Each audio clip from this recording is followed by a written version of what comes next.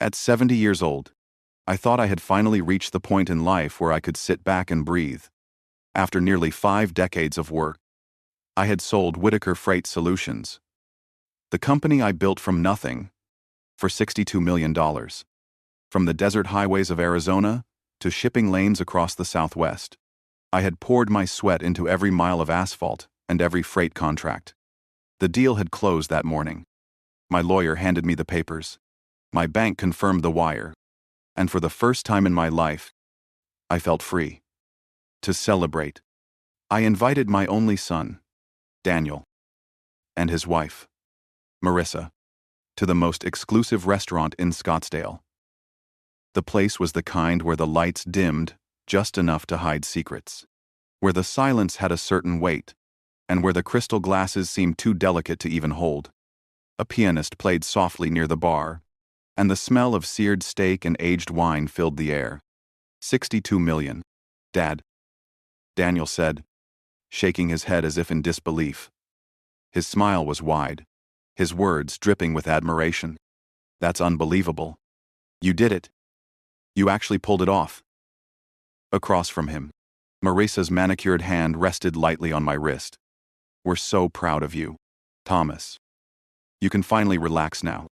Let us take care of you. Let us take care of you. The words lingered, more like a threat than a promise. I took a slow sip of my cranberry juice. The doctor had forbidden alcohol after my last checkup. I swirled the red liquid, listening to the ice clink against the glass, and forced a smile. But inside, my stomach tightened. I had seen this look before, not from strangers, but from Daniel himself. The boy I had once taken on delivery runs in my rusted pickup had grown into a man who looked at me not with love, but with calculation. Margaret, my late wife, had warned me years ago. He doesn't see you, Tom. He only sees what you can give him. I had dismissed her then. Tonight, I felt her words like a prophecy. Dinner passed with shallow conversation. Daniel and Marissa spoke of trips they wanted to take, homes they wanted to renovate, investments they wanted to try. Each sentence felt like a hand reaching into my pocket. I answered politely, though my mind wandered back to the nights I had spent on the road, eating cold sandwiches in my cab, hauling freight just to make payroll. I built this fortune with sleepless nights and bleeding knuckles. Daniel had never once understood that sacrifice. When the plates were cleared, Daniel stood up, smiling broadly. They're playing our song, Marissa. Come dance with me. I watched them glide onto the small dance floor. To an outsider, they looked radiant, the perfect couple. But I saw the truth. They were actors, playing parts in a performance staged for me. The life they flaunted was nothing but an illusion built on the money I had always bailed them out with. I turned back to my drink, letting the cool cranberry bite at my lips. That was when I noticed a man approaching. He wore a pressed security uniform, posture straight as steel. His name tag read, Luis Ortega. He stopped at my table, leaned slightly down, and spoke in a low, steady voice. Mr. Whitaker, he said, his eyes sharp but calm. I don't mean to alarm you, but I was standing near the bar just now. I saw your son.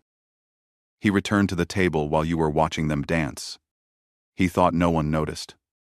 But I did. He poured something from a vial into your glass. The music dimmed. The clinking of silverware vanished. All I could hear was the pounding of my heart. Louis straightened. His expression remained professional, but his eyes carried genuine concern. I thought you should know. For a long moment, I stared at him. My mind screamed to shout, to overturn the table, to demand an answer from my own flesh and blood. But years of hard business had trained me to stay composed. My face remained still, my hand resting lightly on the glass as though nothing had changed.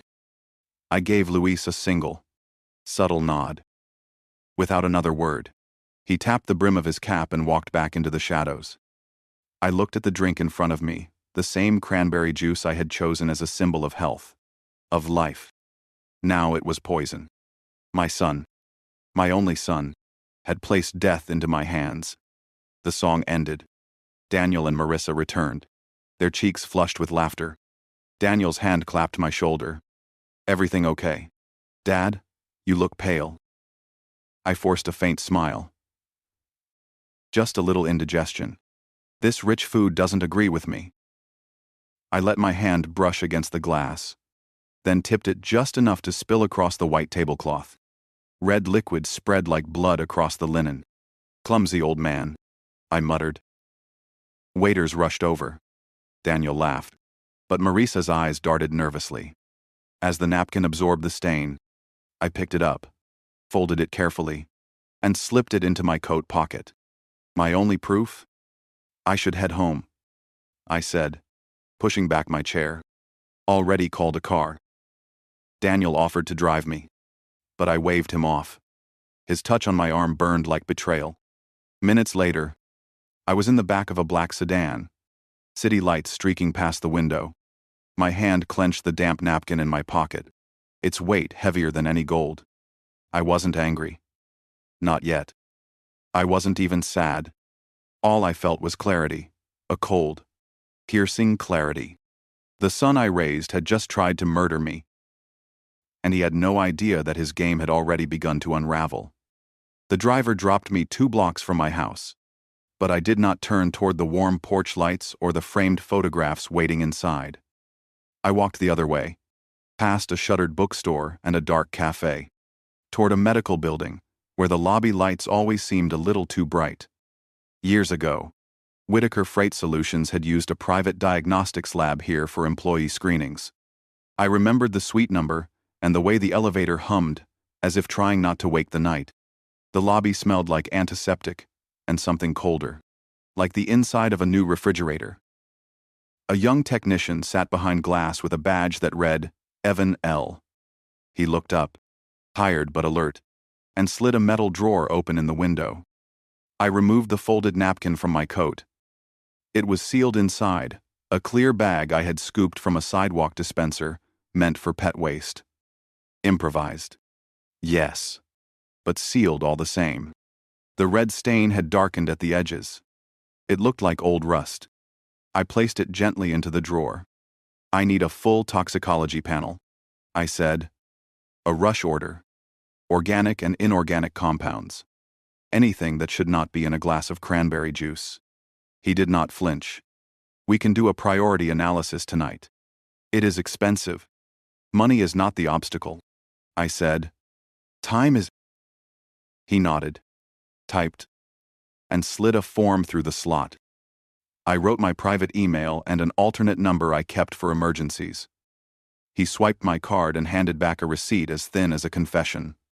"Give us 3 hours," he said. "Maybe 4.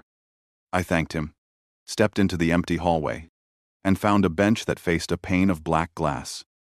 My reflection looked pale and thinner than I remembered.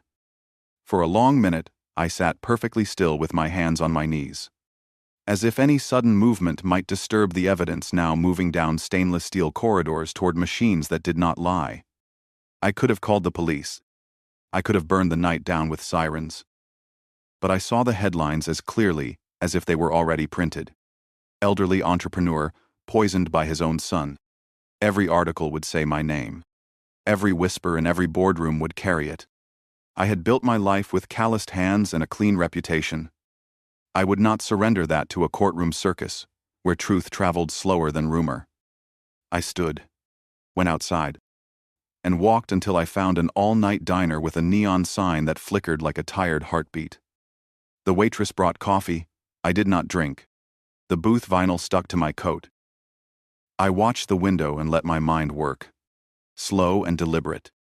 The way it had when I drove a truck alone through the desert, counting mile markers and listening for changes in the engines. Song. My late wife Margaret had warned me about Daniel the way doctors warn you about a shadow on an X-ray. She had not used the language of accusation. She had used the language of concern. "Be careful, Tom. He is restless in his bones. He wants the harvest without the season." I had told her he would grow into himself. I had told myself a father could love away the parts of a son that were hard and bright and hungry. I looked down at the cold coffee and felt a failure that tasted like metal. The phone vibrated on the table. A new email. It carried a case number in the subject line and a link that asked for a code. I entered the code the technician had scribbled in blue ink on my receipt. The report opened in clean black text. Primary sample, fabric swab with dried aqueous residue. Matrix matched to cranberry juice profile. Analytical method. Liquid. Chromatography. Tandem. Mass spectrometry. Targeted and untargeted screening. Detected substance. Metoprolol tartrate at a concentration grossly inconsistent with beverage contamination. Estimated dosage in original liquid volume exceeds therapeutic range by multiple orders of magnitude. Clinical note. In a patient with known cardiac history, ingestion of measured quantity would be expected to precipitate acute cardiac event within 1 to 2 hours.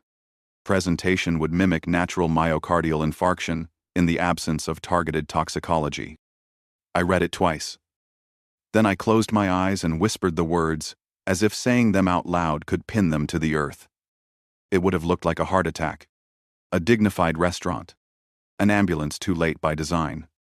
My son standing over me with a hand to his mouth and grief arranged on his face like a tie knotted by someone else. When I opened my eyes, the city had shifted from black to indigo.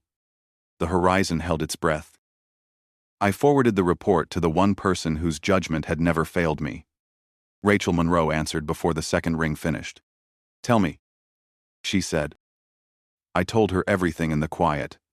A measured voice I used when a truck had broken down in summer heat with a refrigerated load that could not be spoiled. She listened the way her father used to listen, without interrupting, filling the silence with attention rather than advice. "I do not want a headline," I said when I finished. "I want a correction. I want his plan to collapse under its own weight." Rachel exhaled, a thoughtful sound. "Then we do this clean and cold. No leaks. No courtroom until we choose it. I will assemble a team. Former agents. Accountants who see in the dark. Give me 1 week to map their lives. He and Marissa will call me." I said. "They will want to know if the old man woke up to a new fear of time."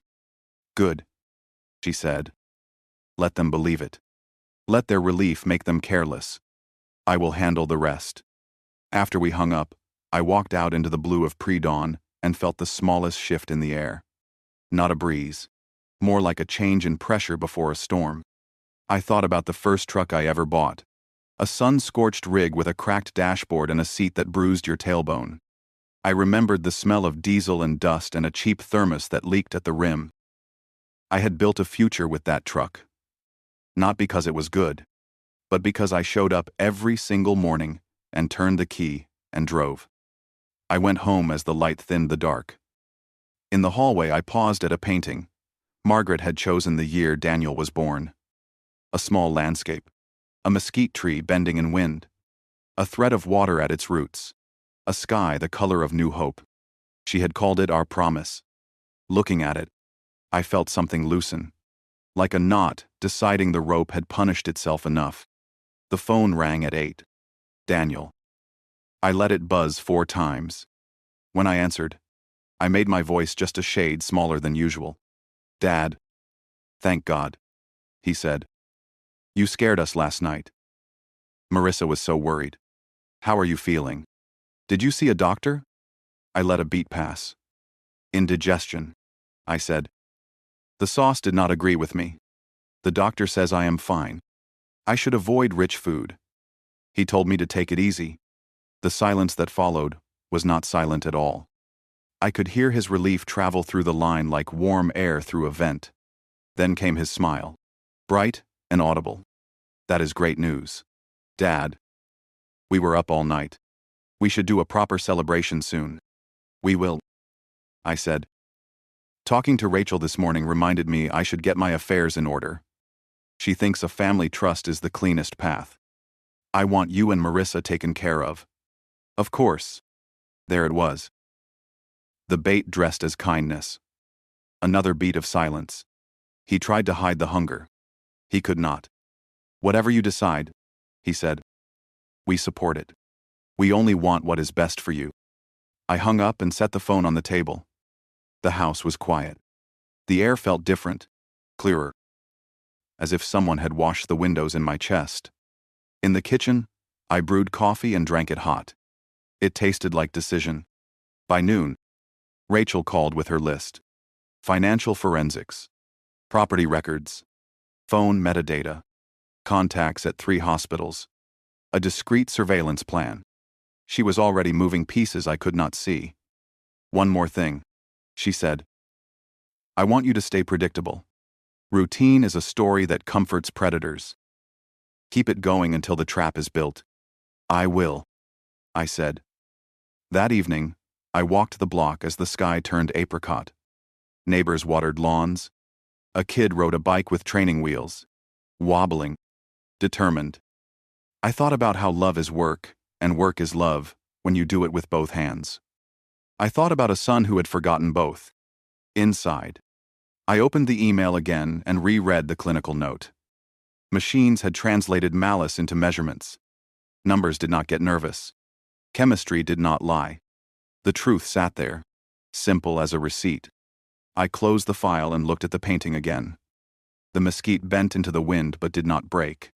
The thread of water kept moving. The sky stayed the color of beginning. I stood very still and felt my resolve cool into something precise. There would be no shouted confrontations, no scenes in restaurants, no public unraveling where strangers gawked and guessed. There would be a plan. There would be a room. There would be evidence lined up like miles on a highway. And there would be a choice that ended the road. The days that followed felt like the hush before a storm. Outwardly, I lived as if nothing had changed. I walked my neighborhood in the mornings.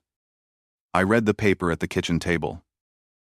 When Daniel called, because of course he called every day, now I let my voice carry the gentle fatigue of an old man recovering from indigestion. He asked about my appetite, my rest, my conversations with Rachel. Every question was a fishing line cast into still water, probing for the shadow of suspicion. I gave him none. Behind the curtain of normalcy, Rachel and her team were moving fast. She had retained 3 investigators, former FBI agents, who had left the bureau. Not because they grew tired, but because they grew hungry for work the rules would not allow. They were the kind of people who could trace a wire transfer across continents and into a Shell account before you finished a cup of coffee. Exactly 1 week later, Rachel summoned me to her office. Her floor-to-ceiling windows caught the Phoenix sun and turned it into molten glass. She handed me a heavy folder, thick with spreadsheets, bank statements, and photographs. This, she said quietly, is the life your son and his wife have been living. I opened the folder. The first page was a summary, neat lines of type that hit me like hammer blows. Total unsecured debt: $2. 480. 000. I stared at the number until it blurred. Credit card balances across 12 different accounts, each maxed. American Express Platinum, Visa Signature, store cards from high-end retailers in Los Angeles, Chicago, New York. The charges read like the itinerary of people playing dress-up as royalty: $15,000 stays at Caribbean resorts, $10,000 shopping sprees in Milan boutiques, dinners that cost more than the down payment on the first house Margaret and I ever bought. It kept going. 2 luxury cars. Marissa drove a Jaguar F-Type. Daniel, a BMW M8, both leased with crushing monthly payments. Both accounts 3 months behind. Repossession orders already drafted. Their home, a sprawling property in Paradise Valley with stucco walls and iron gates, carried not 1 mortgage but 2. They had bled the equity dry. Foreclosure was scheduled within 60 days. And then came the ugliest page: private loans from individuals whose names were redacted but whose reputations Rachel described with 1 cold sentence. These are not banks. These are men who break fingers before they send letters. $500,000 in high-interest borrowing, due within weeks. I closed the folder and set it down on her desk with hands that shook despite my effort to still them. So that was it, I said quietly. It wasn't just greed. It was desperation. Rachel nodded. They're cornered animals, and cornered animals bite. I leaned back, staring at the ceiling as if the plaster could give me answers. My mind traveled backward, Daniel, as a child, lying about broken windows, taking toys from other kids and denying it with angelic eyes. I had called it immaturity. Margaret had called it warning. She had been right. I had been the fool, too willing to believe time would sand down the sharp edges of his character. They weren't trying to kill me for a better life, I whispered. They were trying to kill me for a lifeline. Rachel's eyes were steady, and you were the rope they wanted to climb. Something shifted inside me then. The grief of betrayal had been raw. The fury over Margaret's art collection had been white-hot. But this was something colder. To see my own life reduced to a calculation. A line item on their balance sheet. It was like staring into the face of a machine that wore my son's features, but contained no heart. Rachel spoke again, her voice soft but edged with steel. This report isn't just numbers. It's motive. If we ever needed proof that their attempt was premeditated, this is it. They had everything to lose. You were their only exit strategy. I nodded slowly. The clarity was painful, but clarity always is. For years I had believed Daniel's failures were temporary, that under the weight of responsibility he would grow. Instead, he had chosen a different path, living a fantasy world, built from credit and lies. Every step taken on borrowed ground. And when the cliff gave way, he decided my death was the bridge. I walked to the window, looking down at the city, stretching out into desert. The streets shimmered in the heat. I thought about the thousands of trucks I had sent out across these roads, each carrying goods that kept families fed, homes built, businesses alive. I had always believed in delivering on my word. My company lived or died on trust. And my own son had turned that principle into a target, believing my word could be manipulated into his rescue. I pressed my palms against the glass. It was cool despite the sun. I spoke to my reflection. He wanted to erase my future to save his present. Rachel came to stand beside me. What do you want to do? My voice was quiet, but it carried the weight of decision. I want to dismantle his world, the way he tried to dismantle mine. For a long time, neither of us moved. The city hummed below. A plane traced a white line across the sky. Finally, Rachel touched the folder with one finger. This is only the beginning. My team is still digging. We'll find more. And when we lay it all out in front of him, he won't just lose the money he hoped to inherit. He'll lose the illusion that he ever had control. I turned from the window, my resolve hardening like steel cooling in water. Then let's dig. Let's bring up every skeleton, every secret. If he wanted to gamble with my life, let him learn the cost. That night, back in my house, I laid the folder on the kitchen table and opened it again under the yellow glow of the lamp. The numbers no longer shocked me. They enraged me. I traced the debt figures with my finger as though carving them into my memory. Each number was a knife. Each dollar was another reason. The phone buzzed. Daniel again. I let it ring until the last possible second before answering. Dad, he said, his voice syrupy with relief. You sound better already. How are you? I kept my tone calm, almost warm. Stronger today. Spoke to Rachel. We're setting up the family trust paperwork. Complicated, of course, but shall guide us.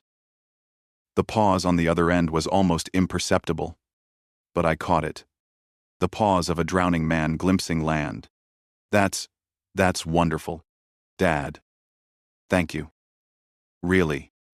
You don't know what this means. I looked at the debt figures glowing in front of me. I knew exactly what it meant. When the call ended, I closed the folder and whispered into the silence of the kitchen. Your lifeline just turned into a noose. The second report from Rachel's investigators arrived 4 days later. By then, I had already memorized every page of Daniel's financial ruin. I thought I had reached the bottom of the well. But the file that landed in my inbox that morning dug deeper. And what it unearthed was not just betrayal, it was desecration. The subject line was a single word: update. I opened it at my kitchen table, the morning sun falling across Margaret's favorite lace curtains. My coffee sat untouched as I read. The first page was not numbers this time.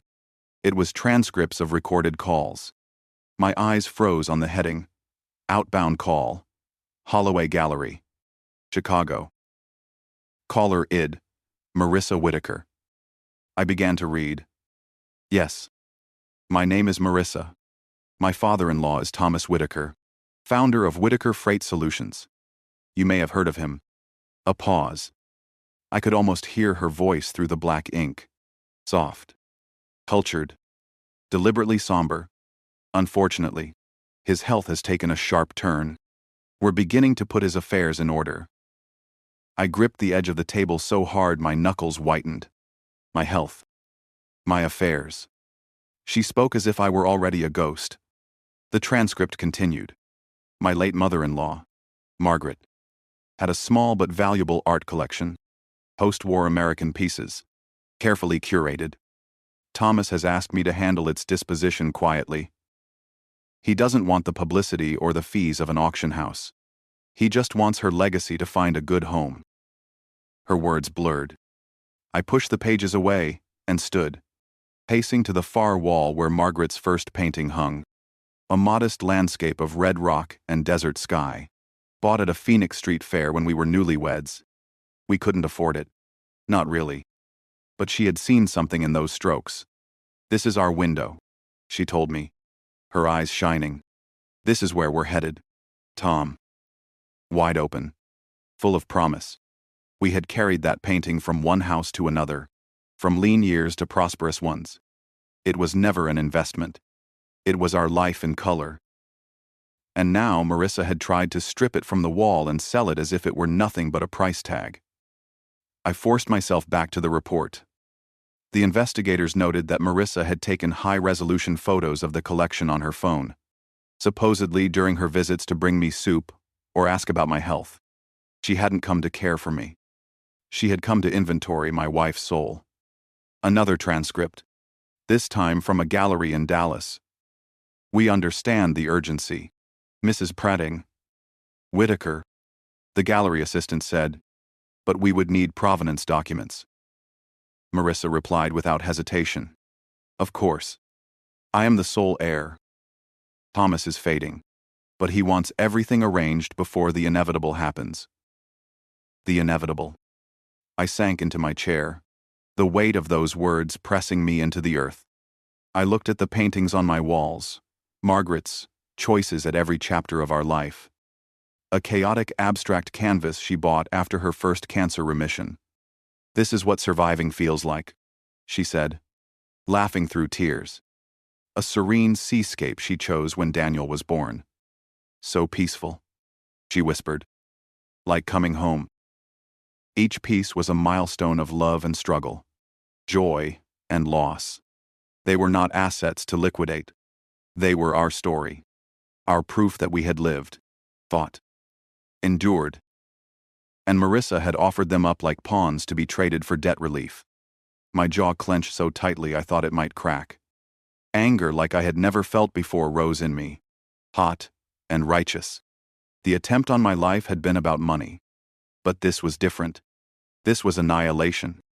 They were trying to erase Margaret herself, to strip her memory for cash. I called Rachel immediately. She answered on the first ring. You've read it, she said. I have. My voice shook. Not with fear, but with fury. It's not just the money anymore. They are dismantling Margaret's memory, selling her legacy like a yard sale. Rachel's voice hardened. Then this becomes more than motive. This becomes character. If they'll desecrate her memory, a jury will believe anything else they've done. I stared at the seascape opposite my desk. The last painting Margaret ever bought. She had been so frail, yet she insisted on going to the gallery. She had touched my hand that night and said, when you look at this, Tom, think of peace. Think of me. My eyes burned. They won't touch a single brushstroke. I said, not while I am breathing. Rachel was silent for a beat. Then she said, then we make sure they lose not just money, but the illusion they can rewrite history. Well, use this. Thomas. Well, make this the nail they can't pull out. After we hung up, I stood in the quiet of my house. The air smelled faintly of Margaret's lavender sachets, though I knew that was only memory. I walked from painting to painting, letting my fingers hover just above the canvases, as though touching them might disturb her spirit. A storm raged inside me, sharper than the fury Id felt with the toxicology report. Money could be replaced. Debt could be forgiven. But memory that was sacred. To sell her collection was to exhume her love, to desecrate it in front of strangers. I whispered aloud, my voice steady despite the quiver in my hands. They will not win. Margaret. I promise you, they will not sell you. That night, I did not sleep. I sat in my study with the report spread across the desk and the seascape glowing faintly in the lamplight. And I felt my resolve harden into something unbreakable. The man who had once hoped for a son's redemption was gone. In his place stood a husband determined to guard his wife's memory with steel and fire. Whatever was coming next, I knew one thing with absolute certainty. Daniel and Marissa had not just tried to take my life. They had tried to erase my love. And that was unforgivable. I thought the anger I carried over Margaret's collection was the peak of what I could feel. I believed nothing could eclipse the rage of watching my wife's soul reduced to a price list. But the next report Rachel's team uncovered shattered that illusion. What I felt then was not fire. It was ice cold, absolute, and merciless. The email arrived just before dawn. Subject line, final report. I sat at the same kitchen table. The one Margaret and I had chosen at a flea market 40 years ago. Its wood worn smooth by breakfasts and arguments and laughter. My hand trembled as I clicked.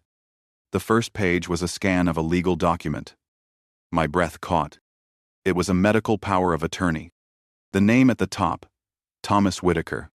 The designated agent, Daniel Whitaker. And at the bottom, in smooth blue ink, was my signature. Except it wasn't. I know my own hand.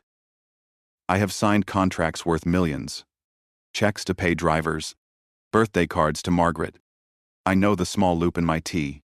The angle of the W. This wasn't mine. It was close. So close that an untrained clerk would never doubt it.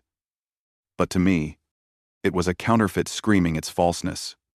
Below. The investigator's notes. Document filed at Desert Crest Medical Center. 3 months ago. Verified, active, and valid. My stomach turned to stone. 3 months. This wasn't an impulse born of panic after the company sale. This had been laid carefully.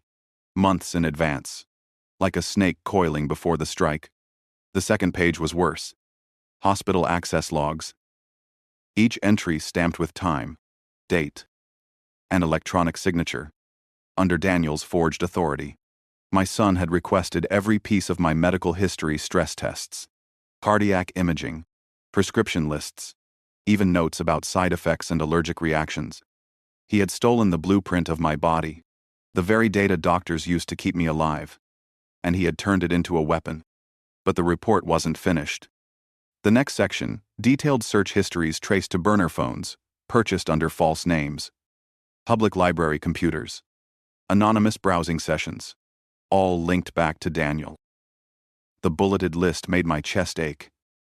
How to get medical records of parent without consent. Fast-acting drug that looks like heart attack. Metoprolol lethal dosage for 70-year-old male cardiac history. How to fake natural death symptoms. Will autopsy detect beta blockers overdose? I read the list once. Then again. Each phrase was a knife twisting deeper. It was no longer guesswork. No longer suspicion. This was not a desperate son acting on impulse. This was a strategist assembling a plan piece by piece. Studying my vulnerabilities the way a general studies enemy terrain. He had mapped out the exact path to erase me. not with violence or spectacle, but with the quiet elegance of a forged death certificate. And suddenly, I understood. He had never seen me as his father. He had seen me as an obstacle, an equation to solve, a barrier to the fortune he believed was his by birthright. The intimacy of it broke me. He had taken the most private parts of me, the rhythm of my heart, the weaknesses in my arteries, the medicines that kept me upright, and turned them into tools for my execution. A son is supposed to protect a father in old age. Mine had chosen to be my assassin. My eyes blurred. For the first time in months, I wept. Not for myself. For Margaret, who had prayed that motherhood would soften Daniel's sharp edges. For the boy who used to sit on her lap and laugh at the shapes in the clouds. For the family we thought we had. When the tears dried, something inside me hardened into a shape I didn't recognize. The last fragile cord between us had snapped. The man who bore my name, who shared my blood, was gone. In his place stood only a predator, wearing my son's face. I called Rachel. She picked up immediately. "Did you see it?" she asked, her voice tight. "I saw it," I replied. My tone was flat, steady, stripped of all feeling. It was the same voice I had used when closing the hardest deals of my career. The voice of a man who never left money on the table. "We have everything," she said. "The toxicology, the debts, the art gallery calls, and now, this forgery. With the searches, it's ironclad. Attempted murder, fraud, conspiracy. He'll spend the rest of his life in prison." I stared at Margaret's seascape across the room, the one she had called her peace. "No," I said. "No?" Rachel's shock crackled through the line. "I don't want him in prison. That would make headlines. Trials. Tabloids. My name smeared across the news. Whitaker fortune heir tried to kill his father. My legacy would rot in gossip columns. My wife's memory would be dragged through mud. No. Prison is too clean. Too obvious. He wanted money. He wanted my life. Then I will take away his life without killing him. I will strip him of the fortune he was willing to murder for. I will erase him." Silence stretched on the line. Then Rachel spoke, low and deliberate. "So this isn't about justice anymore. This is about demolition." "Yes," I said. "Total demolition. He wanted everything. I will leave him with nothing." Rachel's voice shifted, something fierce rising in her tone. Then we set the meeting. "Well, make it look like the trust signing. Well, give them the performance they're waiting for. And then, well, take it all away." For the first time in weeks, I allowed myself a smile. It wasn't warm. It wasn't kind. It was the smile of a man who had once played poker in smoky back rooms, who had built an empire by knowing when to hold and when to fold. "Set it," I said. "The sooner the better." That night, I couldn't sleep. I walked the length of the house in silence. I paused at every painting, every photograph, every piece of Margaret's life. My hand brushed the edges of frames, tracing her choices, her joy, her battles. And I whispered a promise into the stillness. "You will not be erased. Not by him. Not ever." The forged document lay on my desk, its false signature gleaming under the lamp. For years, I had believed a father's love could redeem any sin. But love had become a weapon in Daniel's hands. Now, only resolve remained. The trap was ready to be sprung. The morning of the meeting dawned gray, the desert sky heavy with clouds that looked like ash stretched thin. I stood at the window of Rachel's 32nd floor office, overlooking Phoenix. The city looked like an endless grid of glass and sand, indifferent to the war being prepared above it. The conference room smelled of leather and polish. At the long mahogany table, Rachel stacked 4 blue folders neatly, aligning their edges with the precision of a surgeon laying out scalpels. To anyone else, they looked like ordinary legal documents. But I knew the truth. They were weapons. Evidence sharpened to a fine point. "Everything's ready," Rachel said, her voice clipped. Professional. They think this is the signing of the family trust. Well, let them believe that until the moment it's time to break them. I adjusted my tie. A simple gray silk Margaret had given me years ago. It was the only soft thing I carried into that room. At exactly 10 o'clock, the heavy door opened. Daniel and Marissa walked in with the kind of energy you can smell triumphant. Greedy. Vibrating with anticipation. Daniel wore a navy suit I had never seen, tailored too perfectly for a man drowning in debt. Marissa was wrapped in a vivid green dress that glittered under the muted lights. To them, this was a coronation. "Dad!" Daniel's voice boomed. Too cheerful. Too rehearsed.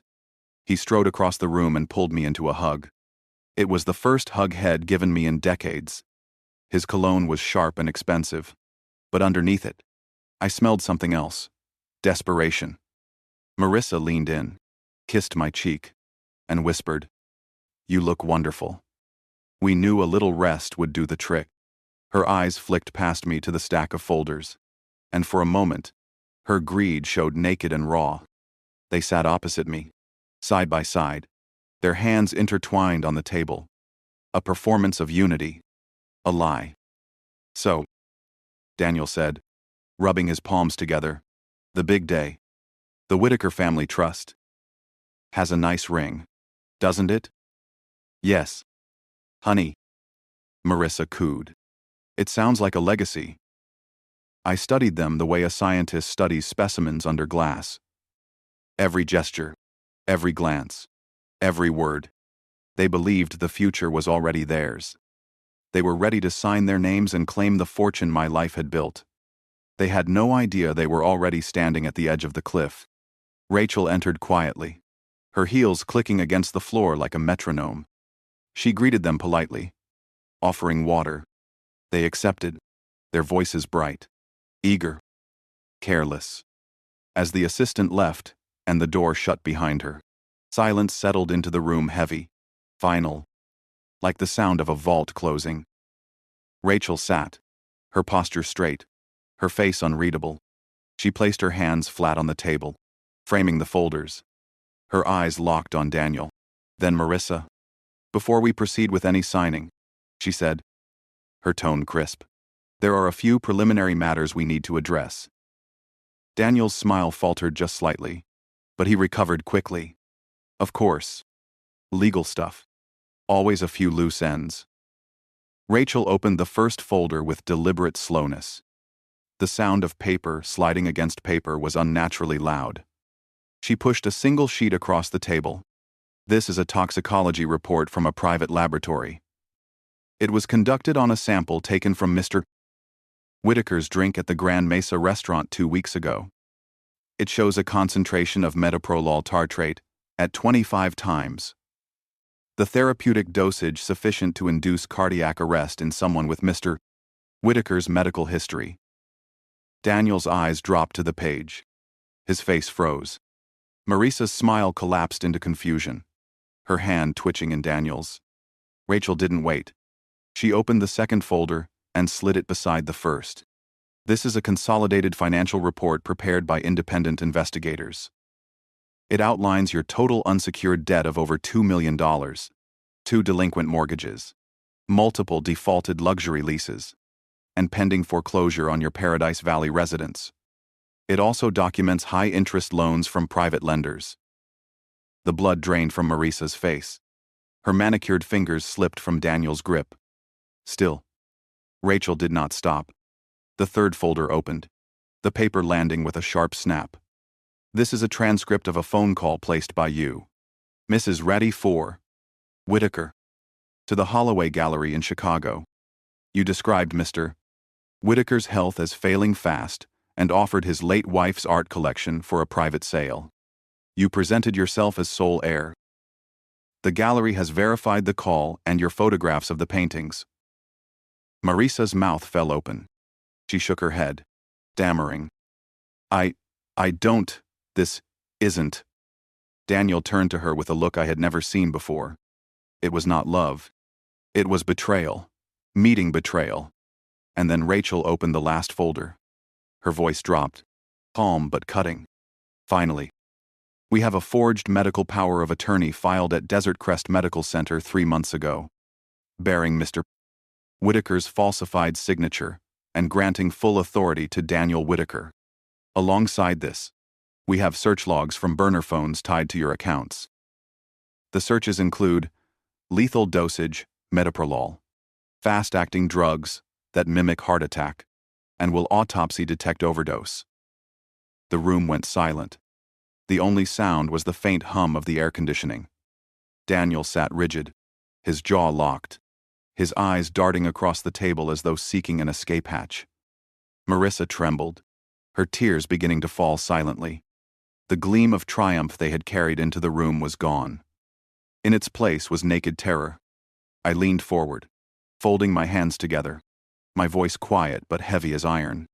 "There will be no Whitaker family trust," I said. The words struck them harder than any shouted accusation. The illusion shattered. The castle of lies they had built collapsed in an instant. Rachel's eyes were fixed on them like a hawk's. "The fortune you came here expecting no longer exists for you. What you will hear next are the only options left." I studied my son's face, memorizing it in that moment of ruin. For years I had wondered if there was any part of him still worth saving. Now I knew. There was not. The trap had been sprung, and they had walked into it smiling. The silence after Rachel's last words was unbearable. You could hear the hum of the air vent, the faint tick of the antique clock on the far wall, the ragged breath that caught in Marissa's throat. Daniel sat like a statue, his jaw clenched so tightly a vein pulsed at his temple. I let the silence stretch. Sometimes silence is more powerful than rage. It forces people to hear the echo of their own guilt. Finally, I leaned forward, my voice calm but sharper than a knife. "You came here expecting an inheritance. What you will leave with is a choice. But know this, your choice will define the rest of your lives." Daniel opened his mouth, but Rachel raised her hand. "Not yet. You'll listen." She pulled out a fresh folder. This one not evidence but contracts.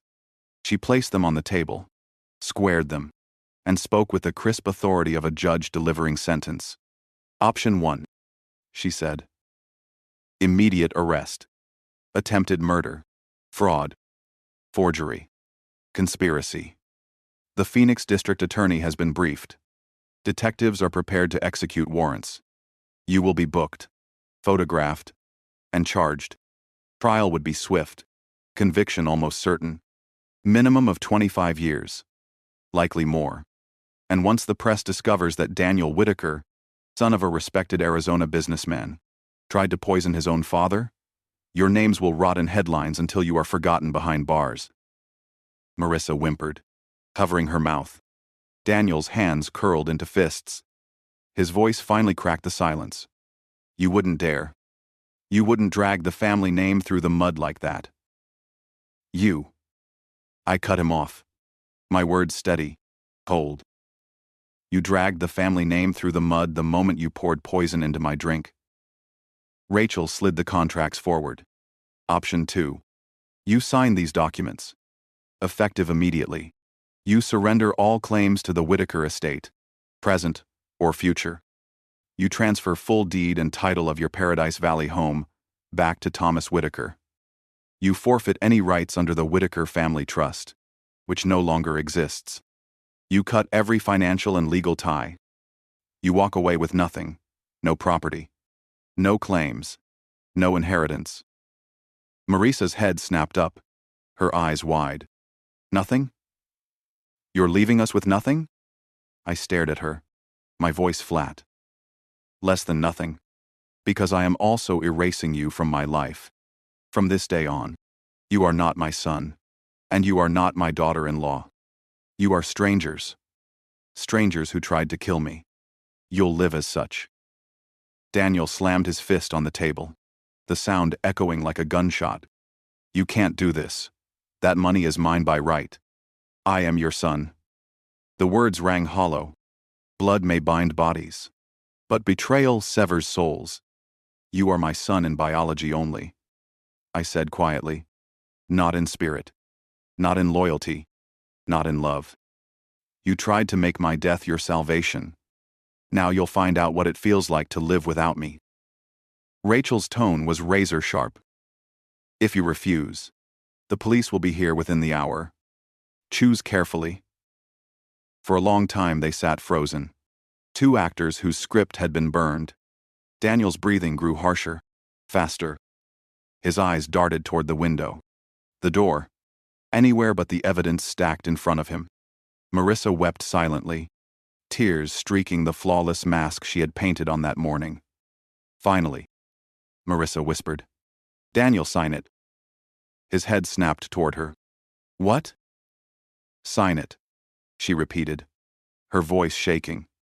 "Well, lose everything if we fight.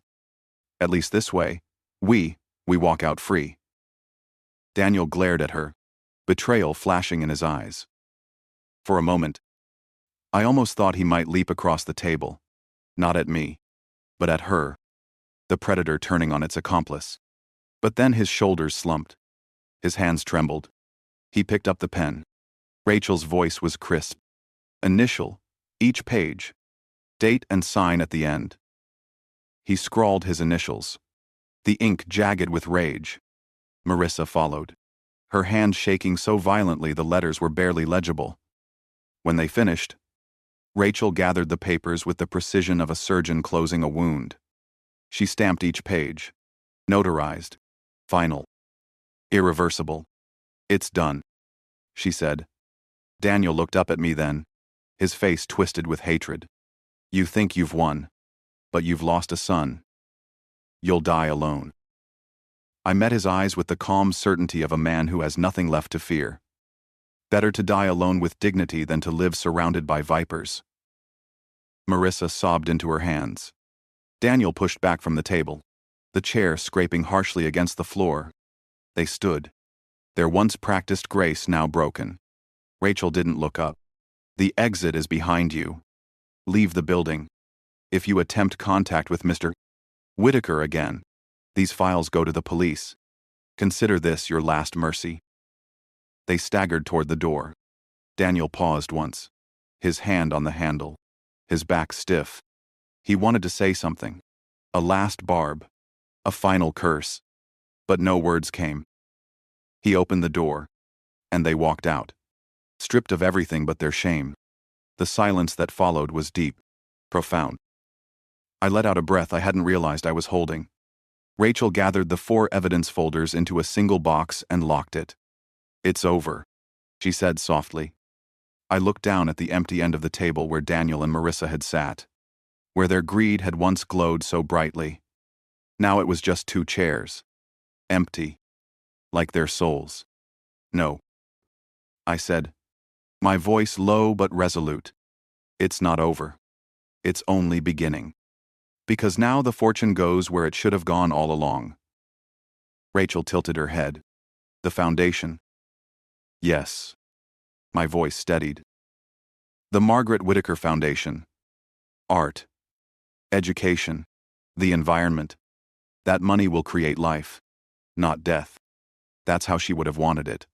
That's how I'll spend the years I have left." Rachel nodded.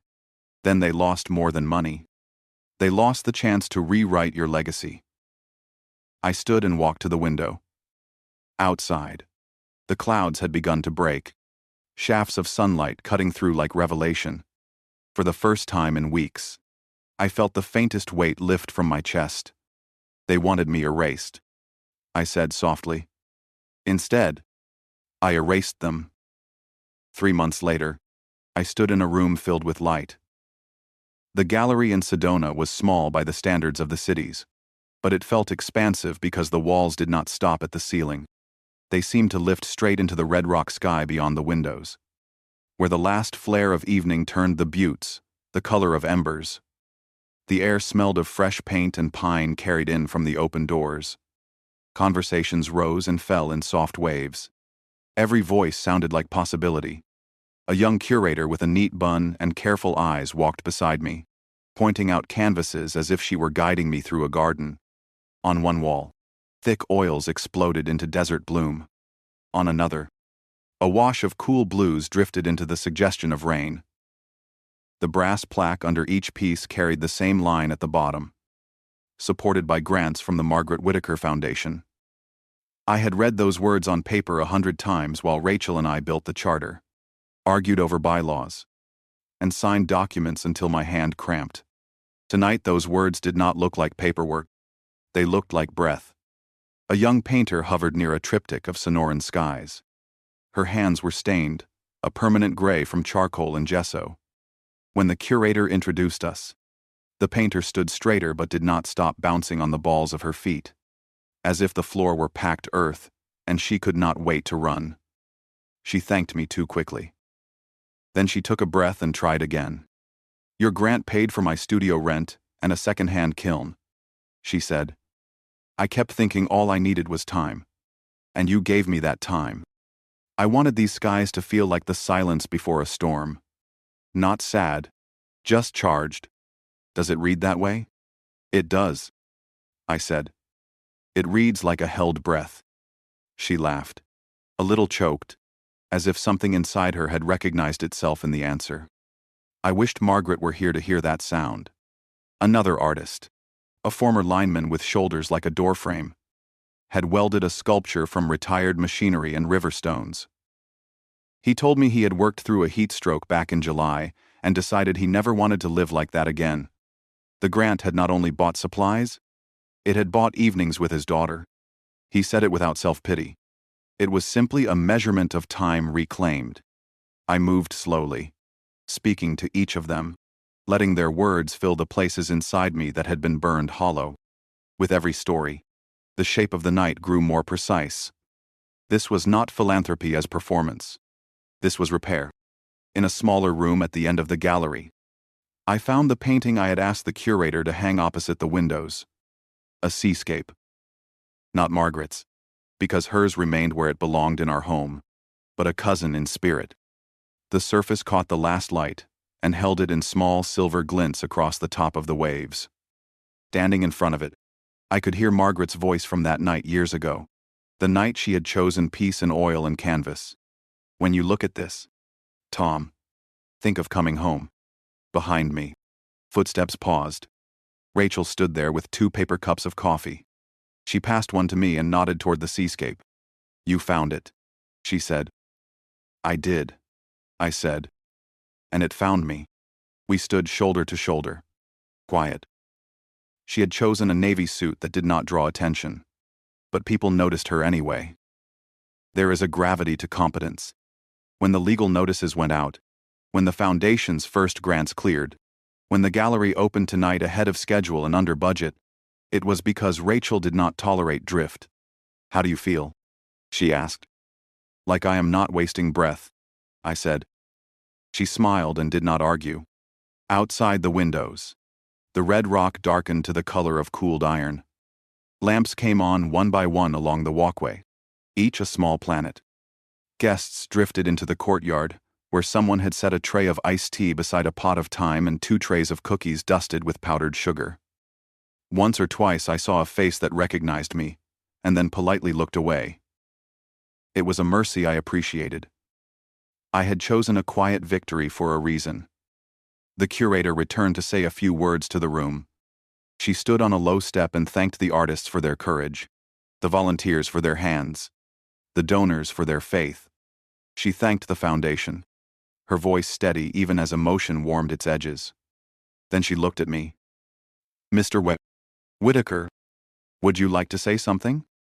I had not planned to. I had promised myself no speeches. But the artists were turning toward me, and their eyes were not greedy. They were expectant. "The way you look at a road at dawn." "Thank you," I said, and the room quieted as if the word were heavier than it should be. "Thank you for letting me stand here and see what Margaret always saw. Color where the world was gray. Shape where there had only been ache." I shifted the coffee cup from one hand to the other. "We created this foundation to hold a promise. Not the promise of money, though money is the tool. The promise that a life can become more than the sum of its bruises." Margaret believed that. She painted it into being. "You are each doing the same." I gestured to the walls. These are more than paintings or steel or clay. They are mile markers. If they help someone who comes in from the heat stand a little longer on their feet, then we have done our work. I stepped down to a quiet ripple of applause. The kind you hear when people are careful not to let their gratitude overwhelm the art. I was glad for that. The night was not about me. Later, after the crowd thinned, I walked alone into the courtyard. The air had cooled. A moth circled the lamp over the door, stubborn and thrilled. Far off, a train sent a tired horn into the dark, the sound threading the sky between the buttes and unraveling into the clean night. I thought about Daniel without bitterness. Bitterness is a slow poison, and I had already survived one. I thought of the choice he had made and the smaller choices that had led to it, each one a step toward a cliff he never believed he would reach. I wondered where he was and if he had learned how to stand without leaning on other people's futures. I hoped, for the sake of the boy he once was, that he had. But my hope was a private citizen now. It no longer voted on my decisions. I thought about Margaret in her yellow sweater, about the way she would tilt her head when looking at a painting, as if listening to it instead of watching it. I felt the familiar ache and did not turn away. Love never leaves. It changes shapes. Tonight it looked like grants and stretched canvases and a girl bouncing on her toes because someone had given her time. When I stepped back inside, the seascape caught my eye again. The light on the waves had softened to a pewter sheen. The ocean was still there, even with the dark pressing in. That felt like an instruction. At closing, the curator pressed a folded program into my hand. On the back, a quote in small print. It is not the legacy you leave to one person that defines you. It is the light you scatter so widely that no one can gather it all. Driving home, the highway unspooled under my headlights in quiet ribbons. I thought about tractors and invoices and drivers who had done the hard miles without complaint. I thought about a napkin sealed in a plastic bag. I thought about 4 folders on a table and a door that closed behind 2 people who had mistaken inheritance for identity. At the house, I walked down the hallway and paused, where I always pause. The mesquite tree painting glowed softly in the dim light. The tree bent, but did not break. The water thread ran steady at its roots. I pressed my fingertips to the frame as if to take its pulse. This is what I know now. Money magnifies what already lives in a heart. If you hand it to a hunger, the hunger grows teeth. If you aim it toward something worthy, it builds instead of devours. The foundation would go on long after I was gone, because good work does not care about the name on the check. It cares about the hands that hold the brush, the kiln, the welding torch, the book, the grain of an idea barely yet visible and still insisting on itself. In the kitchen, I turned off the last lamp and stood in the hush. The house was still. The night was kind. I could hear, if I listened for it, the steady small sounds of a life not yet finished. I did not find peace in punishment. I found it in purpose. And that, at last, felt like coming home. Legacy is not measured by the money you leave behind, but by the meaning you create with it. I thought my fortune was meant for blood, but blood turned poisonous when greed replaced love. By severing ties with betrayal and planting seeds of opportunity, I learned that true inheritance is not dollars but dignity, not wealth but worth. Family can fail you, but purpose never will. When you choose to transform pain into something greater than yourself, you leave behind more than riches, you leave behind light. And light, once scattered, can never be taken back.